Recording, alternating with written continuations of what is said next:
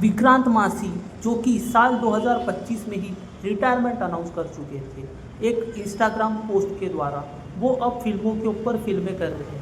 फिल्में उनकी back to back आ रही हैं। अब वो फिल्मों को ट्रैक पर लेके आ रहे हैं और बैक टू बैक फिल्में वेब सीरीज़ कर रहे हैं। तो फैंस उनको क्वेश्चन कर रहे हैं कि आप इतनी फिल्में कैसे कर सकते हो, आपने तो रिटायरमेंट अनाउंस कर दी थी।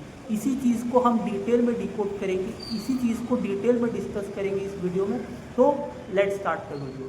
सबसे पहले टॉपिक पे डाइविंग करने से पहले हमको फिल्मोग्राफी विक्रांत मासी की डिस्कस करना बहुत ही ज़्यादा ज़रूरी है। आपको पता है विक्रांत मासी जो है टेलीविज़न में जाना माना नाम है।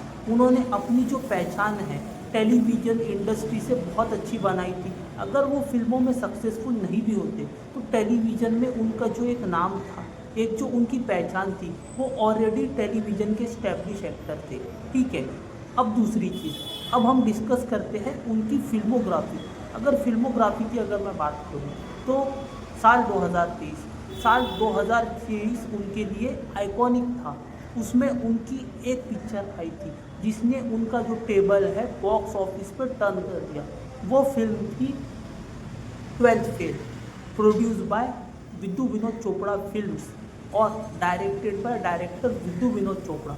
जब उन्होंने आईपीएस मनोज कुमार शर्मा का रोल प्ले किया था और जिस कन्विक्शन से, जिस सिंसेरिटी से, जिस डेडिकेशन से उन्होंने काम किया था, वो भाई देखते ही बनता है। और उसकी सक्सेस के बाद वो फिल्म ब्लॉकबस्टर बन जाती है। उसके बाद तो बस बॉक्स ऑफिस क्या, ट्रेड पंडित जितने भी एनालिस्ट थे, क्रिटिक्स लोग हैं, उनको लग रहा था कि अब विक्रांत मासी का टाइम शुरू हो चुका है। बिकॉज 12th फेल ने उनको वो सक्सेस दे दी थी। अब तो लग रहा था कि विक्रांत मासी जो है बैक टू बैक तगड़ी फिल्में करेंगे और अब प्रोड्यूसर्स की लाइन लग जाएगी जैसा कि यूजुअली होता है। लेकिन 2023 में ही 12th फेल के बाद अब हम आगे बढ़ते हैं। उसी साल उनकी एक फिल्म आई थी ब्लैकआउट फिल्म आई। कब आई, कब रिलीज़ हुई पता नहीं चला। बॉक्स ऑफिस पर बुरी तरीके से पिट चुकी है। ठीक है, फिर उसके बाद उनकी फिल्म आई तापसी पन्नू के साथ, फिर आई हसीन दिलरुबा साल 2023 में भी, वो भी पिट चुकी थी। वो हसीन दिलरुबा का ही सेकेंड पार्ट थी, वो पिक्चर भी नहीं चली। अब आते हैं साल 2024 में। साल 2024 में उनकी दो फिल्में आती हैं। कौन कौन सी?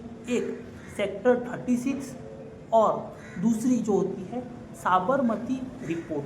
जैसे ही साबरमती रिपोर्ट सक्सेसफुल हो जाती है, थोड़ा उसको अटेंशन मिलता है या थोड़ा वो बॉक्स ऑफिस पर आई ग्रैब्स करने में कामयाब हो जाती है, मतलब अटेंशन मिलने में थोड़ा सा वो फिल्म जो है लोगों का ध्यान अपनी तरफ खींच रही ही होती है, कि विक्रांत मासी जो है 2 दिसंबर 2024 को एक इंस्टाग्राम पोस्ट डालते हैं।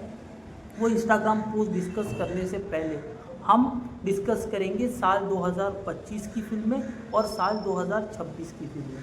तो साल 2025 की जो फिल्में थी विक्रांत मासी की, वो थी, एक तो उन्होंने सिर्फ साल 2025 में सिर्फ एक ही मूवी की थी, वो थी आंखों की गुस्ताखियाँ, जिसमें वो ब्लाइंड का रोल प्ले करते हैं। ठीक है, उनके अपोजिट जो थी शनाया कपूर थी। ठीक है, शनाया कपूर जो थी ब्लाइंड का रोल प्ले करती है। आंखों की गुस्ताखियाँ वो फिल्म रिलीज़ होती है साल 2025 में। और साल 2026 में जो रिलीज़ होती है वो थी विशाल भारद्वाज की फिल्म जिसका नाम है ओ रोमियो।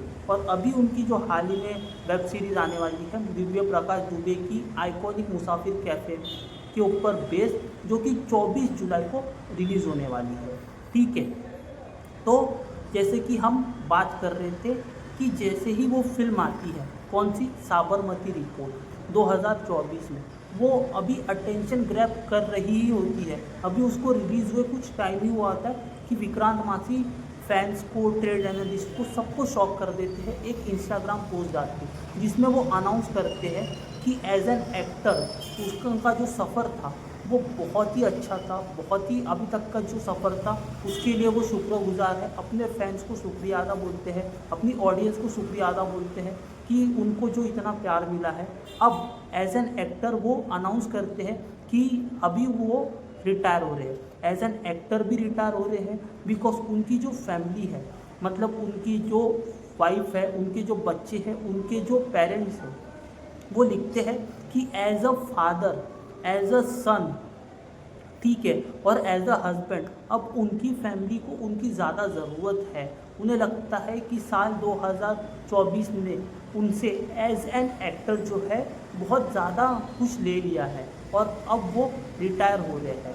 उन्होंने डायरेक्टली रिटायरमेंट अनाउंस तो नहीं किए थे, लेकिन उनका हिंट था कि अब वो जो है कम फिल्में साइन करेंगे।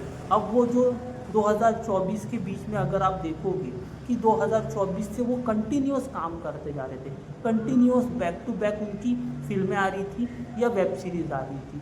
तो उन्होंने अपने पोस्ट में लिखा था कि 2025 में उनकी आखिरी 2 फिल्में आएगी और उसके बाद वो जो है फिल्में नहीं करेंगे। लेकिन अब बात आती है कि वो कौन सी 2 फिल्में थी।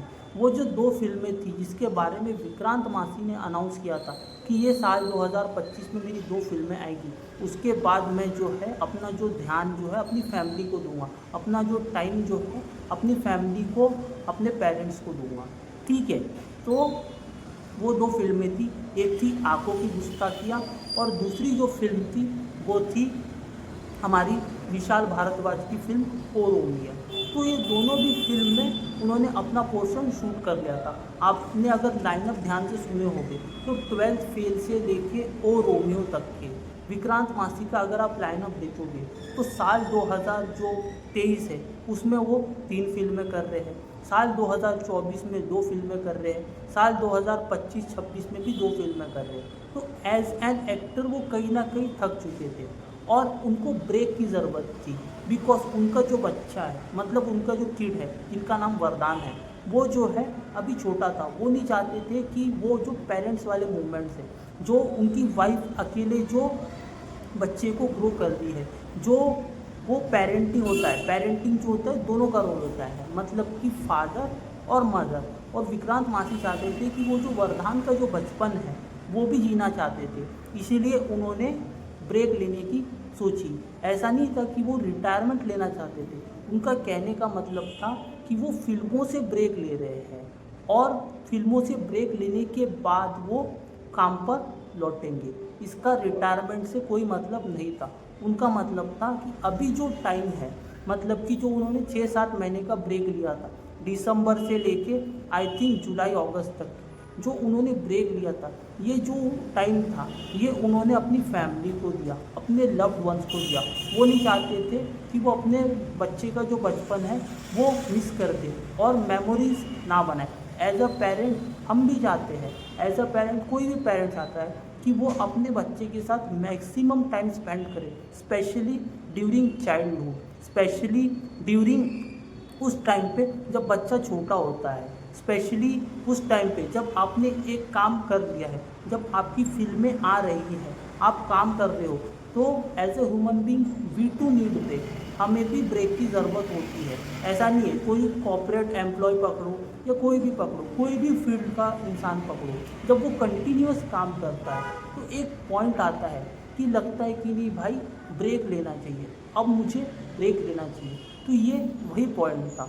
ऐसा अभी ये चीज़ होगा कि विक्रांत मासी जो है कम फिल्में साइन करेंगे, कम वेब सीरीज साइन करेंगे, बिकॉज वो अभी मैनेज करेंगे फैमिली टाइम को, प्रोफेशनल लाइफ को और पर्सनल लाइफ को, दोनों को अच्छे से मैनेज करेंगे, साथ में मैनेज करेंगे, उस तरीके से नहीं करेंगे। बिकॉज अगर आप देखोगे तो साल 2024 जो था वो बिजिएस्ट ईयर था उनके लिए। 24, 25, 26 अगर आप देखोगे तो वो कंटिन्यूस था। उन्हें कहीं ना कहीं वो अपने फैमिली को टाइम नहीं दे पा रहे थे, अपनी पर्सनल लाइफ को टाइम नहीं दे पा रहे थे, इसीलिए उन्होंने वो पोस्ट डाला। इसका मतलब ये नहीं था कि वो रिटायर हो रहे हैं, इसका मतलब ये था कि वो कुछ टाइम के लिए अपने फैमिली के साथ रहना चाहते हैं, अपने फैमिली के साथ टाइम स्पेंड करना चाहते हैं। आगे भी ऐसा ही होगा।